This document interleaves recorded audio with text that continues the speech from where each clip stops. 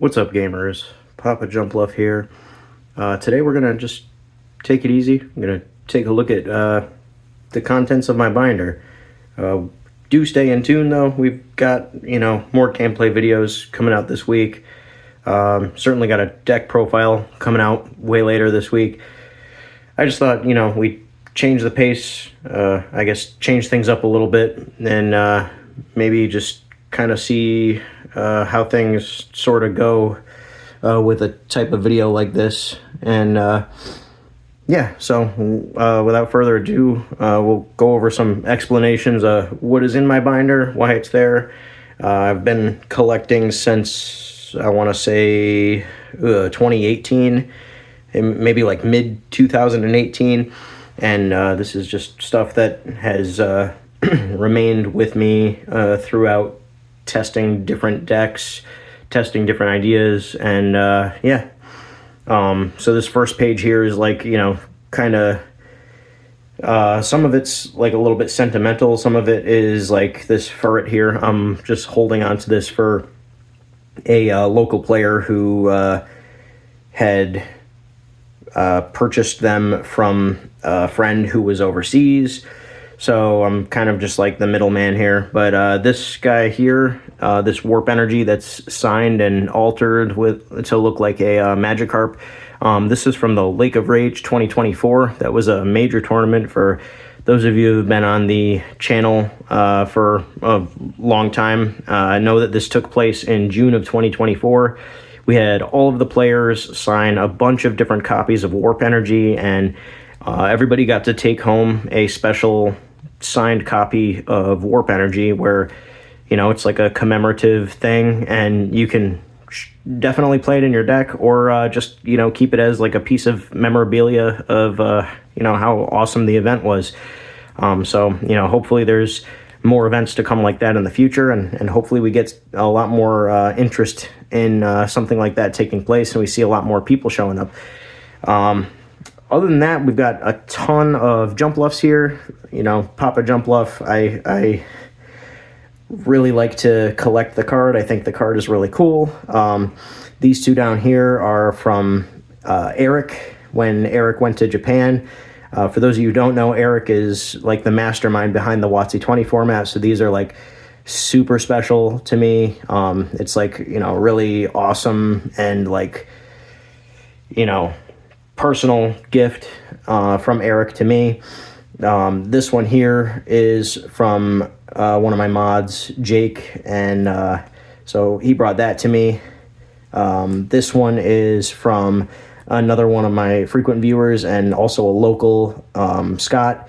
So many of you have seen Scott on the channel, and we've just got, a bunch of little Jumpluffs going on here. One of them is creased in half. Let's see, I believe it's this one, but yeah, one of them is in really rough shape. Or it might, no. Oh yeah, it's not right in half. So I was like, right here, if the light catches it just right, you can see how bad it is. But at one point, I was about to put it in a deck, and then I realized, because boy, does it have a really nice swirl right here, but it's just got this unsightly crease down the center there. In any case, then we've got this Blastoise here. This Blastoise used to belong to a friend of the community who passed away during COVID-19 pandemic. So I was able to get my hands on this, and it just stays in my binder. So he's, just attending locals with us on a weekly basis. And then I've got my special Crystal Lugia over here from the Buried Wings deck. It didn't manage to stay in the deck pretty long. Turns out crystal Pokemon are really not a whole lot to write home about. They're not very strong. But, that's just my opinion. Maybe you feel differently. Anyway, we're moving on. Some of these trainers are multiples. I think if they are hollow, I've separated them. If they are not hollow, no, that's not entirely true. in some cases, there are multiples and they're behind the initial copy. So like here, I've got a stack of these Skyridge Desert Shamans here. There's definitely a stack of these Japanese focus bands. I've got 2 English focus bands left right here. A lot of them have made their way into decks. I'm a big fan of focus band. I've got a stack of Koga here. These 3, there's a Shadowless Pokedex and a couple Shadowless Bill.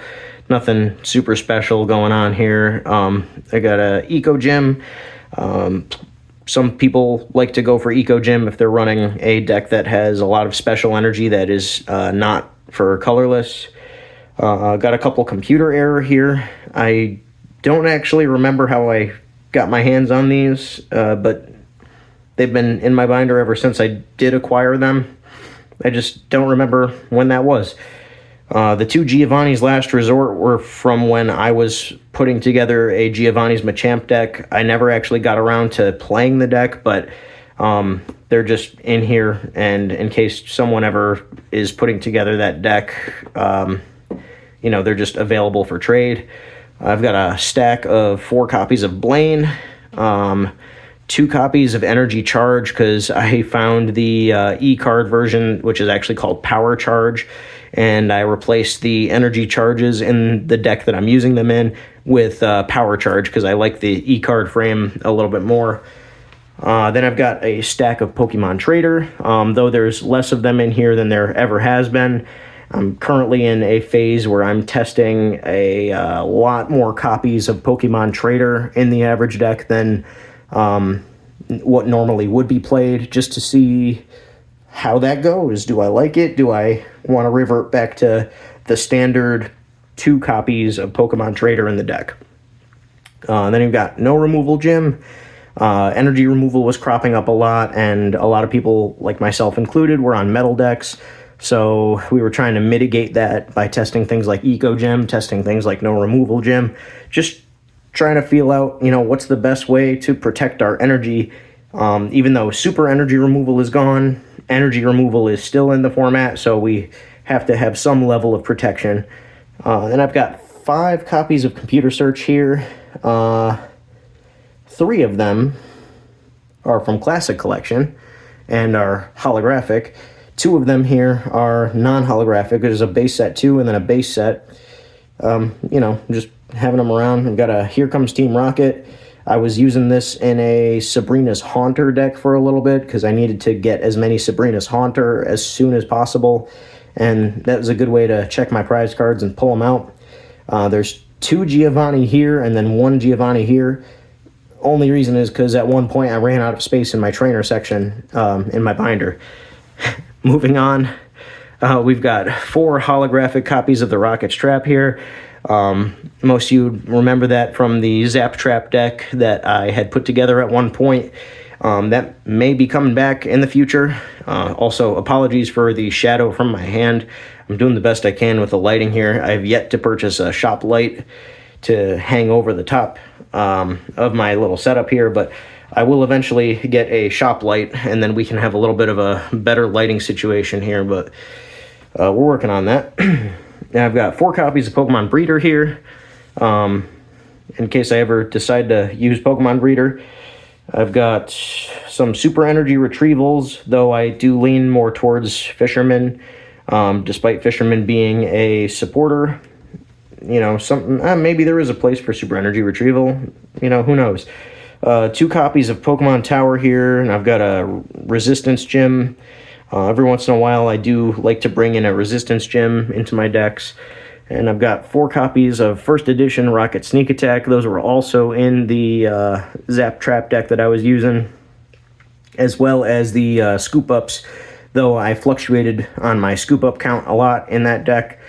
It was essentially just a big basics, like, hand trapper deck that would try and take advantage of, you know, knockout denial by picking up the Rocket Zapdos and then replaying it while holding off the opponent with some Thunder Shocking Electabuzzes so that I could, you know, rebuild my Rocket Zapdos and get in for some big damage yet again.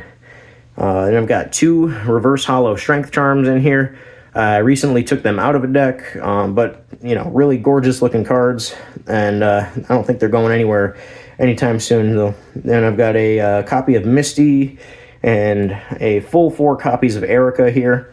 I was about to run a full 4 copies of Misty and full 4 copies of Erica in a deck just to see how far I could push Misty.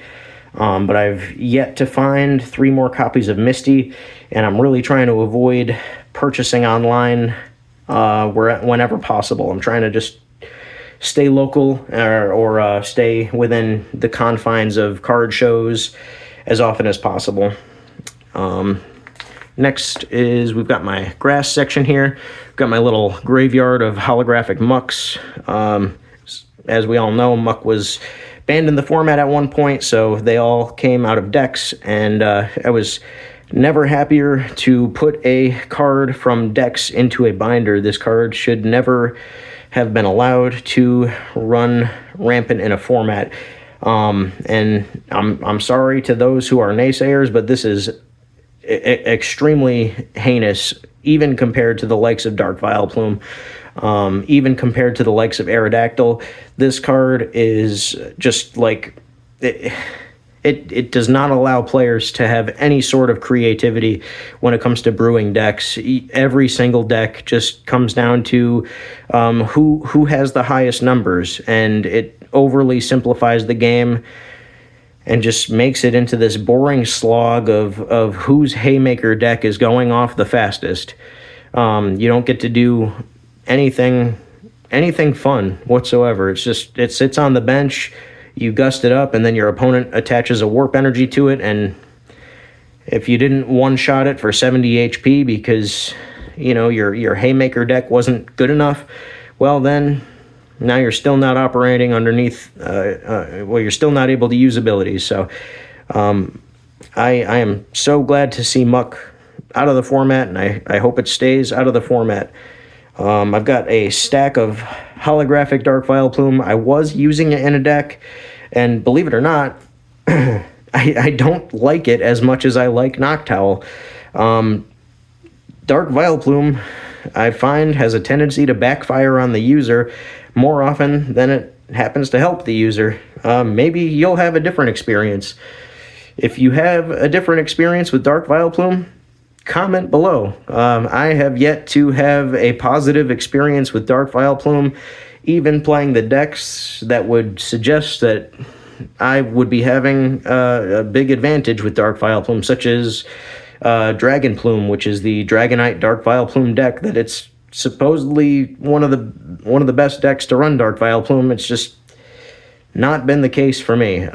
So I keep them in the binder, and I would much rather run something like Noctowl, where not only are you able to take trainers out of their hand and shuffle them back into the deck, but you also get to take a look at their hand, and that knowledge of what is in your opponent's hand is significantly more valuable than actually taking the trainer away. You can plan your whole turn based around knowing what is in your opponent's hand, and that is much more powerful than disabling trainers, in my opinion. Maybe you have a different experience. I don't know. Butterfree's here. It's just been here ever since I got it. I don't remember how I happened upon this Butterfree, but it's in here. I've got 2 really minty copies of Rocket Scyther in English, and then I've got one that I picked up from my local shop that is Japanese. I just really like the artwork on the card. I think it is one of the most stylish looking cards. They've got some really good swirls on these cards here, and man, just a really gorgeous card. I have yet to really find a good use for them in a deck, but just an amazing looking card. Love the artwork there. And I've got 2 Scythers up here. This one is from the Classic Collection, so it's got that sort of glitchy hollow that the Classic Collection is known for.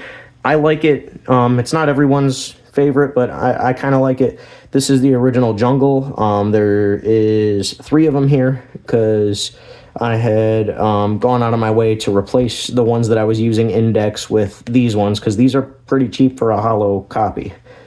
Got a couple copies of Koga's Muck.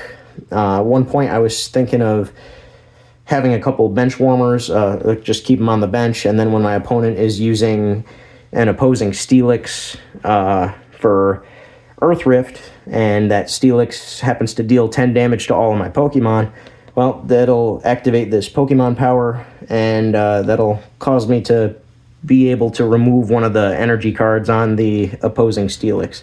So, it never ended up making it into the final cut of a deck, but not a bad thing to hold on to.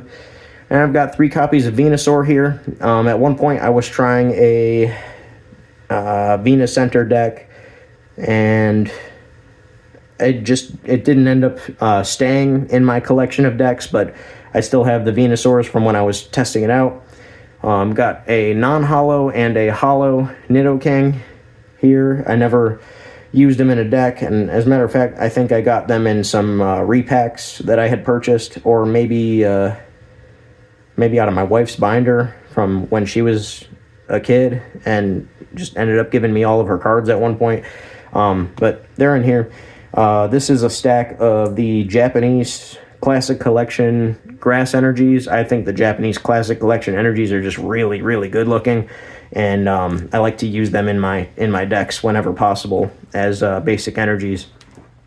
Moving on here, we've got the fighting section. Got a handful of Dark Doug trios here. Got a Japanese, English holo, English non-holo. Then we've got the base set Doug trio. Here I've got a couple copies of Neo Revelation Aerodactyl, because I was thinking of some pretty cool applications to use for this card, Aerodactyl, and maybe I'll still put a deck together with that. I've got my 3 non-holo Aerodactyl in the binder here. Still, it's really good, but it immediately gets shut off by Igglybuff. It immediately gets shut off by Magby. Goop Gas Attack, like all of these things are effective against Aerodactyl, and it's really not all it's cracked up to be. I don't think it's worth the amount of points that they assign to it in Hall of Fame. So, maybe you have a different experience, or it's just my experience, and having played this vintage format for the number of years that I have, it's not as bad as it's made out to be. It's just okay. It definitely gets knocked out by Scyther pretty handily. Then I've got 2 Japanese holo Rockets Hitmonchan here. For a while there, I was really liking the cross-counter attack. Then they ended up in my binder anyway. I've got the first edition Machamp from the starter deck that everyone has. I've got a handful of the Southern Islands Onyx. It's like the best Onyx in the format. Just for a double colorless, you get to Slam. It's got 90 HP. It's very good. Then we've got my playset, 4 copies of Japanese Dark Tyranitar. All of them holo. Just a really, really good quality card. I might go back to playing that deck. It's just it's not one of the decks that I'm currently working on, and we've already got representation at the shop for Dark Tyranitar, so I don't think we need, a whole bunch of people running around with Dark Tyranitar decks. Like, I kind of like to diversify a little bit and play my own decks that I think are different, but also I can maximize on those strategies that I'm currently working on. And then again, we've got another stack of the Classic Collection, this time Fighting Energy, from the Japanese set of Classic Collection. And moving on to the water section, it's not really a whole lot here. I played a Rain Dance deck as one of my very first decks when venturing into WotC-20, and then I gave up on Rain Dance, and I never looked back. I understand why it's good. It's just not my speed, really. I don't know. I don't really have a explanation beyond that. But other than that, here's Azumarill from Neo Genesis. I got this as a throw-in when I was purchasing Pichus. Then I've got a handful of different Dark Gyarados. We've got holo, we've got non-holo, and then we've got the Celebrations pack Dark Gyarados. I've got the Suicune, the non-holo one from Neo Revelation. I like these from the legendary, from Neo Revelation, the ones that are non-hollow. I like them because of the legendary body that they have. It makes it so that trainer cards don't affect them, and you can kind of stick them in the active slot. And yeah, their HP is a little bit low, but they have no retreat cost, which is really, really good.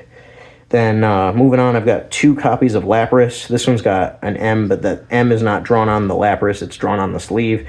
I think it's for moderately played. So this Lapras is not in the best shape. This one's more light play, and then we've got a non-hollow one here. This is an extra Octillery that I had taken out of the Taco Bell deck once I got the holographic one. So this one ended up in the binder. Anyone else out there is looking to build Taco Bell, the deck overperforms pretty consistently. I've got a handful of this Kabutops from back when I thought it was really neat to stick a fighting energy onto a water type Pokemon and start attacking with it. I've got a handful of Dark Omastar because I liked the thought of being able to de-evolve one of your opponent's Pokemon with the prehistoric water ability. But that was before I realized that Promo Mew did the same thing on a basic. So yeah, kind of outclasses this. Got the Promo Meryl, just keeping things a little mousy, and got the Jungle Hollow Vaporeon over here. This, I believe I got out of a repack. I know this holographic Articuno I got out of a repack, and then I've got a stack of Articunos. These are leftovers from when I was playing Rain Dance, because Articuno is good in Rain Dance and nothing else. So the Blastoises get swept up. The Articunos end up sitting in your binder because people love Blastoise, and they generally already have the Articunos because they're not as expensive. Then we've got this holographic Poliwrath from base set 2. That I know for a fact is from my wife's binder. I've got 4 Dark Blastoise. This is from when I was trying a deck that had Water Energy, Metal Energy, and Darkness Energy all in the same deck because I was trying out some weird math with these attacks here. It was really cool, but you know, not as effective as I thought it was. Maybe I'm just bad at this game. I don't know. Misty's Poliwrath. I got a first edition one. It's a really cool card. I really like the Gym Heroes and Gym Challenge set, so I try to get first ed cards whenever I can from these types of sets. And moving on to the electric section here, or the lightning section, I've got 4 copies of the Celebrations Rocket Zapdos, and then thanks to my friend Charlie, I've got 2 copies of the Gym Challenge Rocket Zapdos. These, I love that I can see the full picture here. I know it's not really much that I was missing out on because it's just a little bit more of a black cloud down here, but boy, do they look really good with that foiling there. There's like, you know, some swirls, there's some really nice that one big glitter circle that can be on a card, and it kind of looks like a full moon in the background of this one. It's really cool up close in person. Then I've got 2 copies of Japanese Pichu I have in my decks. There's an English copy of Pichu, and then a French Pichu that ended up in my Nidoking deck. And then I've got the 4 copies of Reverse Hollow Best Promo Electabuzz down here. That this entire page pretty much looks like my Zap Trap deck. So yeah, if you're looking to build Zap Trap, ta-da! There's like the whole thing except for the Noctowls. Then over here we've got a Fossil Magneton holographic that was from a repack, and then I've got a base set holographic Magneton that was also from a repack. I've got this Dark Ampharos. This is a pretty, I'd call it light play. I don't know. Grading cards is so subjective, and I would suggest not grading your cards ever.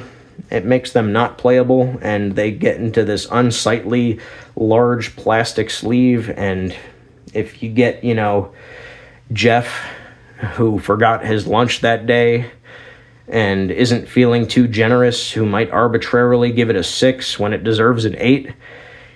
I don't know. It just, the whole thing just doesn't feel really great to me. So I think this looks pretty good. Jeff over at Beckett might not. Who cares? it looks better in a sleeve than it ever would in a slab.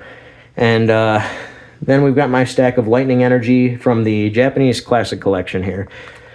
Moving on, got my psychic page here. I've got 2 Alakazam from Expedition. I really like this guy, and I intend to come back to it. I just haven't gotten around to it. I've got a base set Holo Alakazam, a Legendary Collection Holo Alakazam. I've got the promo Pokemon League Mew here. That was in Buried Wings early on. Then I've got the promo Mewtwo from the first movie, a couple of those. And then I've got the one, I think this was from the VHS tape, this promo Mewtwo. I've got the Neo Revelation Lugia here, which was really cool in Buried Wings. I've got the base set 2 non-holo Mr. Mime stack here.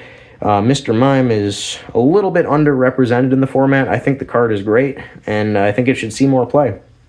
And then we've got the vending series Mimes that were recently released in the Classic Collection in America. Being able to use these in WotC-20 has really helped to kind of equalize the format, kind of bring fire decks back in, because there's a little bit of fear in playing fire decks, knowing that you could end up against Rain Dance, or you could end up against Riptide, or any other of the water decks like Politoed. Like there's a plethora of water decks. Fire remains largely unexplored, but Mr. Mime is definitely great in fire decks. It definitely helps if you feel like there is a deck in your local metagame that you are weak to, that you are constantly paired against. You can run 1 to 2 Mr. Mime, and it makes it so that your typing is less of a liability. And we've got stacks of these psychic energies from the Japanese Classic Collection. Really gorgeous energies here. I like the purple and gold look. Looks really, really nice on these energies especially. And then we've got another promo Mew just hanging out over here. And moving on to the fire section, we've got 4 copies of Blaine's Arcanine. There's 2 Japanese and 2 English. Gym Challenge. These were a really great attacker when I was playing the Blaine's Arcanine Hot Dogs deck from earlier on in the channel. Got 2 copies of Entei left over. I did have a full 4 copies of Entei, but I never really felt like I wanted to do multiple Entei in the same game. So do with that information what you will. I also bought really poor condition Entei. As long as they're sleeve playable, I do not recommend spending the full price on an Entei. You will be sorely disappointed. I've got a stack of Magby here. Magby is very good and very underrepresented. I think more Magby should be played in this format. I've got a full play set of Moltres here, 4 of them. At one point, I was considering building a stall Moltres deck. I never really got around to finishing it. This is a different Ninetales from the Ninetales that's in my Typhlosion Ninetales deck. This is the Aquapolis Ninetales. At one point, I thought about using it because I like that with Miracle Tail, you can just assign a special condition to the opponent, and you still hit them with 10 chip damage. But I'm less of a fan of the fact that it takes 2 turns to really get something to the point where you're knocking it out. I'd rather just kind of load up with the Expedition Ninetales and just get to knocking things out faster. I feel like if you need to take an ability off the table by applying a special condition, that's a much faster way to do it. And here we've got 4 copies of the Classic Collection Magmar. I think these older Classic Collection cards that were never available in holographic before, that are now available in holographic, are some of the best looking cards. And I highly recommend, even if you're not picking them up, definitely take a look at how gorgeous some of this old artwork is with the shine that they get that they never previously were able to have. It's definitely a treat for some of the older people like myself. And I've got this German Entei with the legendary body ability from Neo Revelation. Same reasons that I had the Suicune. And then I've got this promo Entei from Pokemon 3, the movie. So that's just here. I've got this stack of the Japanese Classic Collection Fire Energy. Just, again, gorgeous energy. The dark section of my binder, I have this a banned card here. This is Sneasel. He is banned in the format, but I have 4 of them just in case. You never know. I don't think it's ever coming back, but there are 4 Sneasel here. At one point, I went crazy and I decided I'm going to try and make any kind of Sneasel work in a deck, and they are severely less good. But don't let that stop you. Definitely try whatever you think might work. Then I've got a stack of Murkrow here. I'm a big fan of Murkrow in my decks. Definitely being able to feint attack the opponent's bench is very good.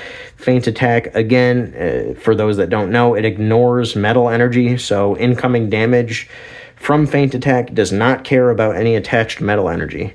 And then I've got some darkness energy here. This one's from Neo Genesis, and this is from the Japanese Versus series, so it's got the holographic print on it, if you can see that. And moving on, we've got my metal section here. I've got a ton of Neo Genesis Steelix here. So there are 3 Japanese Neo Genesis Steelix, 2 English Neo Genesis Steelix. I've got 2 holographic Aquapolis Steelix, and I've got 3 Aquapolis non-hollow Scizor, then 1 Aquapolis hollow Scizor that I'm not using. The other 2 are in a deck right now. And then spare metal energy. I've got 3 spare holographic Neo Genesis metal energy, Japanese, 1 English, and then I've got this one from the player company, or the player league. Just, an extra one kicking around. And then the colorless section here, we've got some really cool ones here, like this promo Snorlax here. This one was really tough to come by. Those of you who know definitely know, like, this is not an easy one to find. We've got a stack of rainbow energy. We've got an extra hyper rare warp energy. It's got the same text as the warp energy that we're currently playing. I've got my extra Cleffas in a stack right here. I've got Japanese Blissey that I got from Connor. He's the Metal Blissey player. He's got a deck profile on the channel. I've got a stack of the Neo Revelation Ho-Ohs here, and those are from the... there's Bird Up decks that are playing it, but I was playing it in Buried Wings.